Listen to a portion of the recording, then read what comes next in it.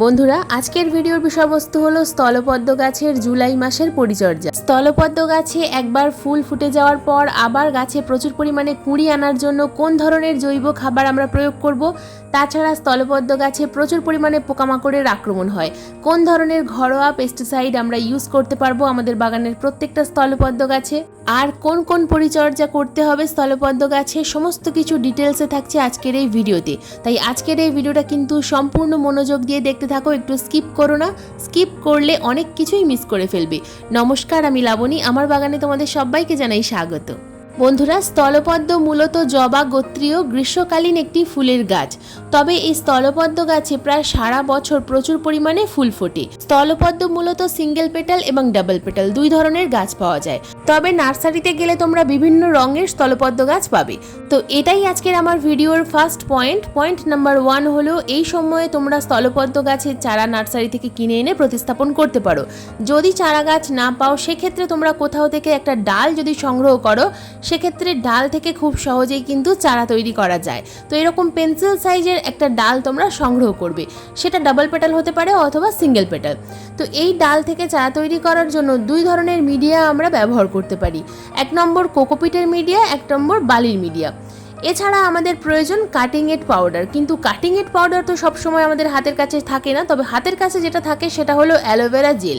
Aloe vera gel যদি না থাকে, সেক্ষেত্রে দারুচিনি পাউডার নিতে পারো, মধু নিতে পারো, যে কোনো একটা ঘরোয়া কাটিং এড পাউডার তোমরা কিন্তু নিয়ে নেবে। তো এখানে আমি অ্যালোভেরা জেল নিয়েছি। অ্যালোভেরা জেল আমি খুব ভালোভাবে দেখো ডালের একটা প্রান্তে, নিচের দিকের প্রান্তে আমি লাগিয়ে নিয়েছি। এবার আমি দুটো মিডিয়া এখানে ব্যবহার করেছি। তো প্রথম আমি এখানে নিয়েছি কোকোপিটের মিডিয়া।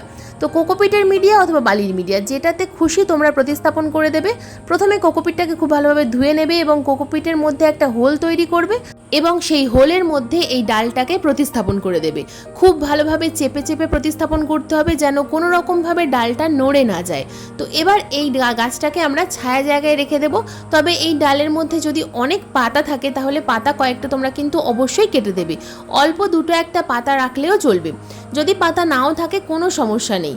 তবে এইরকম ডাল তোমরা চেষ্টা করবে প্রতিস্থাপন করার, যেন সাইজে পেন্সিল সাইজের হয়। খুব বেশি সরু ডাল হলে কিন্তু চারা তৈরি করা সম্ভব নয়। তো ভালোভাবে কিন্তু গোড়াটা চেপে দেবে, যেন হাওয়ায় বা বৃষ্টিতে নড়ে না যায়। তো সরাসরি বৃষ্টির মধ্যে রাখবে না, তাহলে কিন্তু ডাল পচে যেতে পারে। তোমরা এবারে এই ডালটাকে ছায়া জায়গায় রেখে দেবে। কয়েকদিনের মধ্যেই কিন্তু খুব সুন্দর চারা তৈরি হয়ে যাবে। বন্ধুরা, এবার আসি পয়েন্ট নাম্বার 2। একবার ফুল ফুটে যাওয়ার পর যদি গাছের মধ্যে আর দ্বিতীয়বার কুঁড়ি না আসতে চায়, তাহলে আজকের এই ভিডিওতে আমি যে পরিচর্যাগুলো বলবো, প্রত্যেকটা পরিচর্যা করলে কিন্তু তোমাদের বাগানের প্রত্যেকটা গাছে প্রচুর কুঁড়ি আসবে। তার কারণ আমি যে পরিচর্যাগুলো করি সেগুলোই কিন্তু তোমাদের সাথে শেয়ার করি। তো বাগানের প্রত্যেকটা স্থলপদ্ম গাছকে কিন্তু এই সময় ফুল সানলাইটের মধ্যে রাখতে হবে। ফুল সানলাইটে থাকলে তবেই কিন্তু স্থলপদ্ম গাছে প্রচুর পরিমাণে কুঁড়ি আসবে। যদি তোমাদের বাগানে রোদ্দুর খুব কম আসে, তাহলে কিন্তু এই স্থলপদ্ম গাছ তোমাদের বাগানের জন্য নয়। যেখানে প্রচুর রোদ্দুর আছে সেই রকম জায়গায় স্থলপদ্ম গাছকে রাখতে হবে, তবেই স্থলপদ্ম গাছে কুঁড়ি আসে। তা না হলে গাছে শুধু খাবারই দিতে থাকবে, কিন্তু গাছে শুধু পাতা আসবে, ফুল আর আসবে না। এরপর আসি পয়েন্ট নাম্বার 3। টবের মিডিয়াতে প্রচুর পরিমাণে এই সময় কিন্তু আগাছা হবে। তাছাড়া গাছের যে পাতাগুলো শুকিয়ে যাচ্ছে, এগুলো পড়ে টবের মিডিয়াতে আবর্জনা তৈরি করবে এবং টবের মিডিয়াতে প্রচুর পরিমাণে ফাঙ্গাস সৃষ্টি করবে। স্থলপদ্ম গাছে কিন্তু প্রচুর পরিমাণে ফাঙ্গাস প্রবলেম হয়, ঠিক যেমন জবা গাছে হয়, ঠিক তেমনই কিন্তু স্থলপদ্ম গাছে হয়। তার কারণ স্থলপদ্ম গাছ হলো জবা গোত্রীয়। জবা গাছে যে সমস্যাগুলো হয়, ঠিক সেই সমস্যাগুলো স্থলপদ্ম গাছেও দেখা যায়। তো দেখো, টবের মিডিয়াতে আমি যেহেতু 15 দিন কোনো রকম কোনো খাবার প্রয়োগ করিনি, বৃষ্টির জন্য টবের মিডিয়াতে প্রচুর পরিমাণে শ্যাওলা হয়েছে। তো এই শ্যাওলা কিন্তু আমাদের রাখলে চলবে না। টবের মিডিয়াটা প্রতি 15 দিন অন্তর অন্তর খুব ভালোভাবে খুশে দিতে হবে। টবের মিডিয়াতে যদি প্রচুর পরিমাণে আগাছা অথবা এরকম শ্যাওলা হয়, সেক্ষেত্রে গাছের শিকড়ে কিন্তু ফাঙ্গাস অ্যাটাক হবেই এবং গাছটা সম্পূর্ণ ডাইব্যাক হয়ে হঠাৎ করে মারাও যেতে পারে। তাছাড়া মাটি ভালোভাবে খোসা না থাকলে বৃষ্টির জল পড়ে সহজে কিন্তু ড্রেনেজ হোলের মাধ্যমে বাইরে বেরিয়ে যাবে না। জল উপরে অনেকক্ষণ পর্যন্ত জমা হয়ে থাকবে, যার ফলে কাণ্ড পচে যাবে। তো দেখো, মিডিয়া কিন্তু সবসময় ঝুরঝুরে রাখতে হবে। যদি স্থলপদ্ম গাছ তোমরা নার্সারি থেকে এই বর্ষায় কিনে আনো, সেক্ষেত্রে কি ধরনের মিডিয়া তৈরি করবে আমি পরবর্তী ভিডিওতে তোমাদের দেখিয়ে দেবো। তাও এই ভিডিওতে তোমাদের বলে দিচ্ছি, মাটি নিতে হবে 50%, 40% কম্পোস্ট এবং 10% তোমরা লাল মোটা দানার বালি বালি নিয়ে নেবে, অথবা তোমরা এখানে 40% মাটি, 40% কম্পোস্ট, 10% বালি আর 10% কোকোপিট, এই 2 ধরনের মিডিয়া তৈরি করে গাছ প্রতিস্থাপন করতে পারবে। পয়েন্ট নাম্বার 4, বন্ধুরা, স্থলবদ্ধ গাছে এই বর্ষায় কিন্তু প্রচুর পরিমাণে ফাঙ্গাস প্রবলেম হবে এবং খাবারের অভাব দেখা দেবে। তার কারণ বৃষ্টির জলে টবের মাটিতে যতটুকু খাবার থাকবে সমস্ত খাবার কিন্তু ড্রেনেজ হোলের মাধ্যমে ধুয়ে বেরিয়ে যাবে, তাই গাছে কিন্তু বিভিন্ন ধরনের সমস্যা এই সময় দেখা দেবে। তাই এই সময় আমাদের গাছে ভালো মানের কোনো অনুখাদ্য অবশ্যই স্প্রে করতে হবে। টবের মিডিয়াতে তো খাবার অবশ্যই আমরা প্রয়োগ করব, কিন্তু তার সাথে সাথে প্রতি 15 দিন অন্তর অন্তর গাছের পাতায় অনুখাদ্য স্প্রে করতে হবে। জিঙ্ক, আয়রন, বোরন, কপার, বিভিন্ন ধরনের অনুখাদ্যের অভাব কিন্তু আমাদের গাছে দেখা দেবে এবং সেগুলো আমরা গাছের পাতায় খুব স্পষ্টভাবে লক্ষ্য করতে পারবো। তো এই সময় আমাদের বাগানের গাছে জৈব অথবা রাসায়নিক যে কোনো অনুখাদ্য 15 দিন অন্তর অন্তর দিতেই হবে। যখন দেখবে যে বৃষ্টি হচ্ছে না, সকাল থেকে অনেকক্ষণ পর্যন্ত 5 ঘন্টা বা 6 ঘন্টা বৃষ্টি হওয়ার সম্ভাবনা নেই, তখন আমরা গাছের পাতায় জৈব অনুখাদ্য স্প্রে করবো। তো জৈব অনুখাদ্যের মধ্যে আমি যেটা বলবো সিউইড এক্সট্রাক্ট, তোমরা বায়োভিটা নিতে পারো অথবা সাগরিকা নিতে পারো। আর রাসায়নিকের মধ্যে তোমরা অ্যাগ্রোমিন ম্যাক্স, অ্যাগ্রোমিন গোল্ড এগুলো নিতে পারো। তো এগুলোর মধ্যেও কিন্তু প্রত্যেকটা অনুখাদ্য বর্তমান আছে। তো খাবার তো আমরা টবের মাটিতে দিই, কিন্তু তাও এইগুলো আমাদের গাছে প্রয়োগ করতেই হবে। বন্ধুরা, এবার আসি পয়েন্ট নাম্বার 5, গাছে প্রচুর পরিমাণে এই সময় কিন্তু পোকামাকড়ের আক্রমণ হয়। ঠিক যেমন জবা গাছে হয় তেমনই কিন্তু স্থলপদ্ম গাছেও হয়।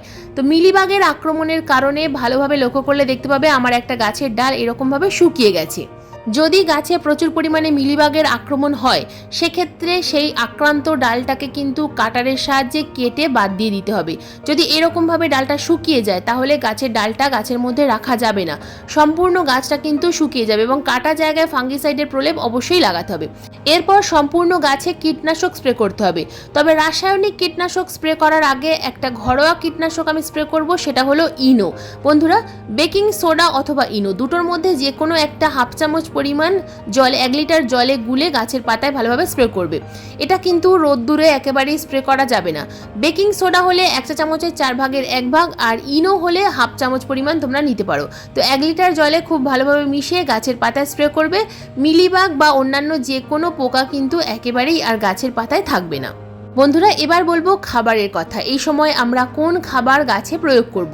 এই সময় যদি তোমরা লিকুইড খাবার প্রয়োগ করো তাহলে যদি বৃষ্টি হয়ে যায় সেই লিকুইড খাবার কিন্তু ড্রেনেজ হোলের মাধ্যমে ধুয়ে চলে যাবে, কোনো রকম কোনো কাজ হবে না। তাই লিকুইড খাবার তো আমরা অবশ্যই দেবো, তার আগে একটা জৈব মিশ্র খাবার প্রয়োগ করব।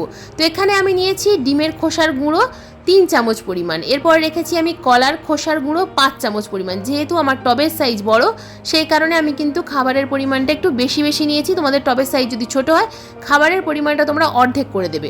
তো এরপর নিয়েছি আমি এখানে 3 চামচ পরিমাণ ইউজ করা চা পাতা। ইউজ করা চা পাতার পরিবর্তে তোমরা এখানে 1 চামচ পরিমাণ ফ্রেশ চা পাতা নিতে পারবে। 2 চামচ পরিমাণ নিয়েছি বাদাম খোল। বন্ধুরা, বাদাম খোলের পরিবর্তে তোমরা কিন্তু এখানে সরিষার দানার গুঁড়ো নিতে পারো 2 চামচ পরিমাণ। যে কোনো একটা তোমাদেরকে নিতে হবে, তবে সরিষার খোল এই বর্ষাকালে গাছে প্রয়োগ না করাই ভালো। সরিষার খোল গাছে প্রয়োগ করলে এই বর্ষাকালে গাছে ফাঙ্গাস প্রবলেম কিন্তু একটু বেশি হয়। এরপর নিয়েছি আমি এখানে 2 চামচ পরিমাণ নিমখোল। নিমখোলটা কিন্তু এই সময় অবশ্যই দিতে হবে। বন্ধুরা, টবের মাটিতে প্রচুর পরিমাণে পিঁপড়ের আক্রমণ হয়, তাছাড়া নিমাটোডের কারণে গাছের শিকড় অনেকটা ক্ষতিগ্রস্ত হয়, যার ফলে কিন্তু অনেক সময় সম্পূর্ণ গাছটা মারা যায়।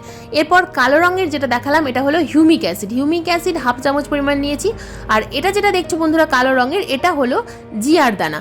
বন্ধুরা, টাটা র্যালি গোল্ডের জিয়ার দানা আমি এখানে ব্যবহার করছি, তোমরা যে কোনো জিয়ার দানা ব্যবহার করতে পারো। তো এই যে মোট কটা খাবার আমি নিয়েছি এর মধ্যে আমি কিন্তু আরও একটা উপাদান মেশাবো, সেটা হলো ফাঙ্গিসাইড। বন্ধুরা, এর মধ্যে আমি দেবো Trichoderma viride. Trichoderma viride half চামচ পরিমাণ এই সম্পূর্ণ খাবারের সাথে আমি মিশিয়ে নিচ্ছি। তোমরা যদি এর মধ্যে কোনো রকম কোনো রাসায়নিক খাবার মেশাও, যেমন পটাশ মেশাও, যদি কলার খোসার গুঁড়ো না থাকে সেক্ষেত্রে তোমরা যদি রাসায়নিক পটাশ নাও তাহলে কিন্তু এই ট্রাইকোডার্মা ভিরিডি নেওয়া যাবে না। অন্য কোনো ফাঙ্গিসাইড বা হলুদ গুঁড়ো এর সাথে মিশিয়ে নিতে পারবে। এই প্রত্যেকটা খাবার খুব ভালোভাবে মিশিয়ে আমরা টবের মাটিতে প্রয়োগ করব। এটা তোমরা 12 ইঞ্চি বা 14 ইঞ্চি সাইজের টবে কিন্তু এই খাবারটা প্রয়োগ করার কথা বললাম। যদি তোমাদের টবের সাইজ 8 ইঞ্চি বা 10 ইঞ্চি সাইজের হয় সেক্ষেত্রে খাবারের পরিমাণটা অর্ধেক করে নেবে। সমস্ত খাবার মিশিয়েও তোমরা অর্ধেক করে নিতে পারো, অথবা প্রত্যেকটা খাবার আমি যতটা পরিমাণ বলেছি তার অর্ধেকটা করে মিশিয়ে নেবে। এই খাবারগুলো দেওয়ার পর দিয়ে দেবো কম্পোস্ট। বন্ধুরা, এই কম্পোস্ট কিন্তু মাসে একবার প্রয়োগ করব। বর্ষাকালে অতিরিক্ত কম্পোস্ট দেওয়া যাবে না, মাসে একবার। আর যে খাবারটা দেখালাম মিশ্র জৈব খাবার, সেটা কিন্তু মাসে 2বার, 15 দিন অথবা 20 20 দিন অন্তর অন্তর এই খাবারটা গাছের মাটিতে প্রয়োগ করবে। তাহলে দেখবে তোমরা কিন্তু কয়েকদিনের মধ্যেই গাছে ছোট ছোট কুঁড়ি দেখতে পাবে, আর যে কুঁড়িগুলো গাছে আসবে সেগুলো কিন্তু ঝরে পড়ে যাবে না।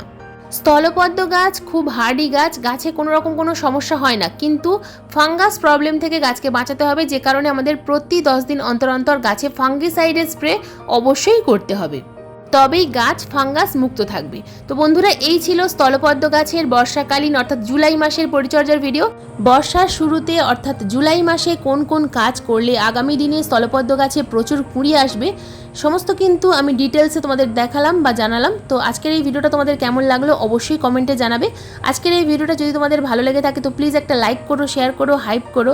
চ্যানেলে নতুন বন্ধু হয়ে থাকলে চ্যানেলটাকে সাবস্ক্রাইব করে পাশের বেল আইকনটা প্রেস করে দিও এরকম নিত্য নতুন বাগান সংক্রান্ত ভিডিও দেখার জন্য, কারণ এরকম নিত্য নতুন বাগান সংক্রান্ত ভিডিও আমি প্রতিদিন ঠিক সন্ধ্যা 6টার সময় আপলোড করি। ভিডিও আপলোড করার সঙ্গে সঙ্গে যখনই ভিডিও লাইভ হবে তোমাদের মোবাইল স্ক্রিনে অথবা কম্পিউটার স্ক্রিনে ভিডিও নোটিফিকেশন পৌঁছে যাবে। আজকের এই ভিডিওটা সম্পূর্ণ মনোযোগ দিয়ে দেখার জন্য তোমাদের সবাইকে জানাই অসংখ্য অসংখ্য ধন্যবাদ।